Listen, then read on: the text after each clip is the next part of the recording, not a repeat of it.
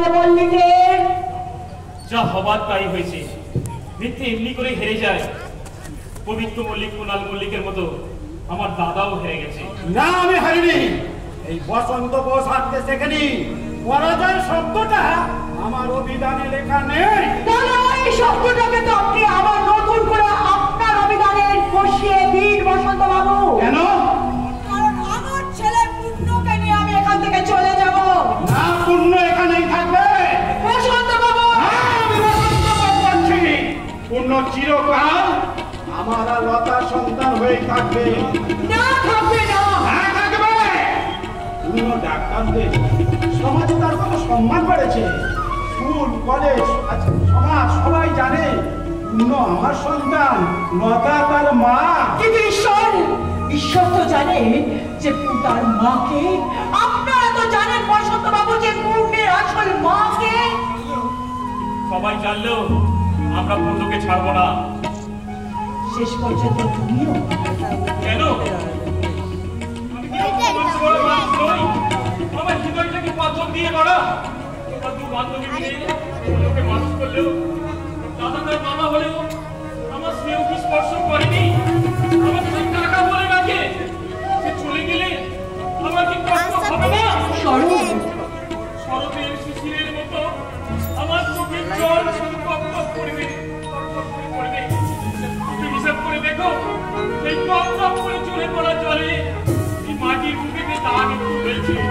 শরৎ, দাদা, বৌদি যদি জানতে পারে যে পূর্ণতার ছেলে নয়, তাহলে একদিন বৌদি স্ত্রী আবার সেই আগের মতো পাগল হয়ে যাবে। কারণ বৌদি অনেক পর মুখে করে নিয়ে এসে স্বপ্নের সংসার বেঁধেছিল। আর আমি তার কাকা হয়ে 25টা বছর ধরে তাকে আমার করে রেখেছিলাম। পূর্ণ চলে গেলে আগের সংসারে আমি কি নিয়ে থাকবো? বলতে পারি? শরৎ, তুই তো তোর কথা বলে গেলি, কিন্তু আপনি খুব ভেঙে পড়বেন তাই না বসন্ত বাবু? লোভের চোখে কুমিরের অস্ত্র ঝরে তাই না বসন্ত বাবু? আমার চরিত্র বিক্রির টাকায় আপনার হঠাৎ করে বড়লোক হয়ে যাওয়ার সিঁড়িটাই যে ভেঙে যাবে বসন্ত বাবু। অশান্তিতে ভরে যাবে আপনার সুন্দর জীবন।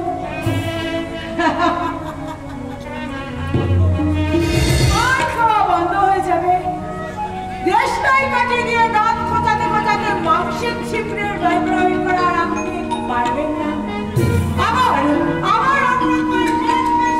লোহা কাটতে হবে, নোংরা জামা কাপড় পরতে হবে, মান যাবে, সম্মান যাবে। দূর থেকে আপনার বন্ধুরা আপনার দিকে তাকিয়ে ঘৃণার হাসি হাসবে বসন্ত বাবু।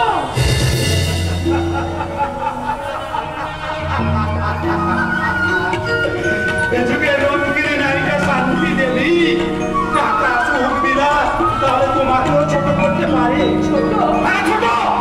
তুমি আমার চেয়েও ছোট, তুমি আমার চেয়েও লক্ষ্মী। তাহলে তুমি শুধু আমার চোখটাই দেখছো, মুখটাই দেখছো, কিন্তু ওই মুখটা দেখতে পাওনি কেন?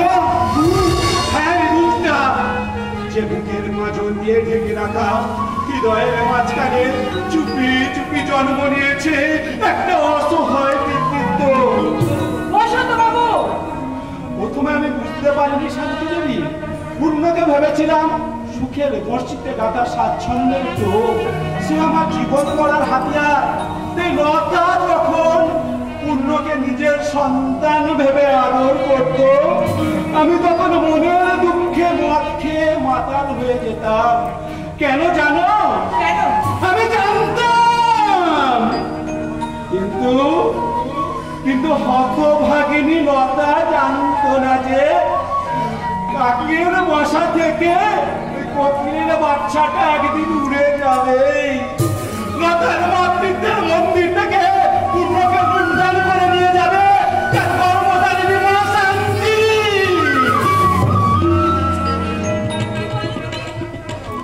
না না না না, ও কিছু নয়, ওই শান্তির সাথে একটু গল্প করছিলাম।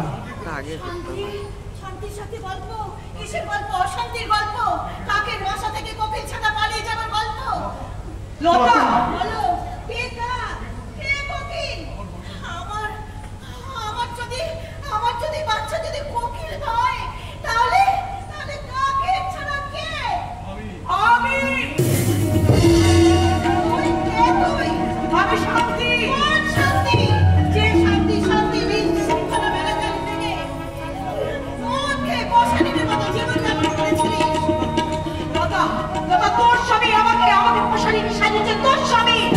মিথ্যে কথা।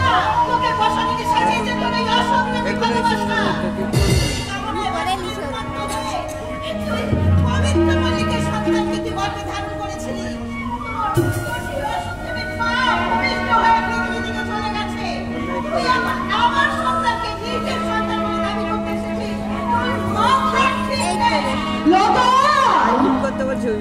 আমি পাকা চুলে কলম করে পুলুষ ভোলাই লতা, তাই আমার মাথা এত সহজে বেঁচে খাবার নয়।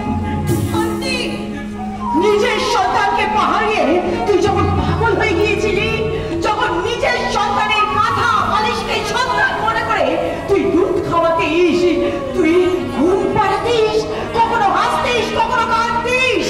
বেরিয়ে যা, বেরিয়ে যা, বাড়ি থেকে বেরিয়ে যা, ওকে কে করি লতা? আমি করি? তাহলে শোন লতা, যে কথাটা আমি এতদিন এত বছর তোকে বলতে পারিনি, কারণ যে কথাটা শুনে তুই পাগল হয়ে যাবি, সেই 25 বছর ধরে সেই জমানো কথা আজ আমি তোকে বলছি, তুই কান খুলে শুনে রাখ। পূর্ণ আমার ছেলে, পূর্ণকে আমি এখান থেকে নিয়ে যাব। যদি পারিস তাহলে তুই পূর্ণকে আটকে দেখাস লতা।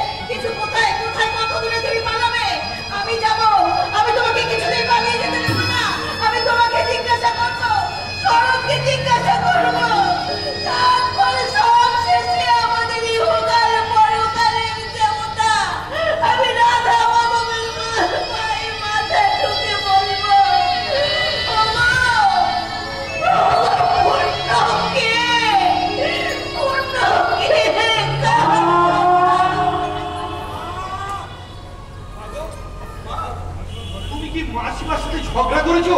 মাসিমা ঝড়ের গতি থেকে আমাদের বাড়ি থেকে বেরিয়ে গেল কেন?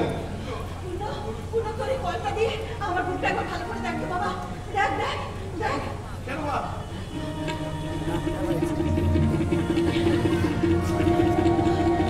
কি শুনতে পাচ্ছিস? বল, চুপ করে থাকিস না, বল বল কি শুনতে পাচ্ছিস? বলবো? বল বল, তুই চুপ করে থাকিস না, বল। আমার মায়ের সন্তান স্নেহের মোহাম্মদ বাবু।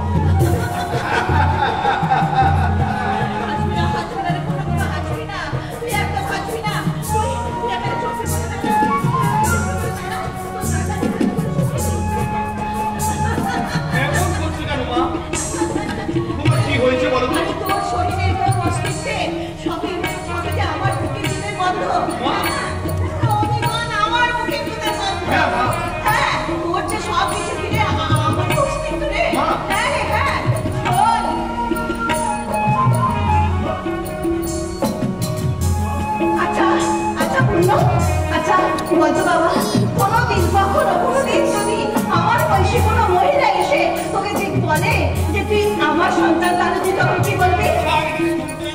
না না, তুই শুনতে পাবি না, কোনোদিন শুনতে পাবি না। কেন তুই শুনতে পাবি? তুই যে তোমার সবকিছু অস্তিত্ব যে আমাকে ঘিরে।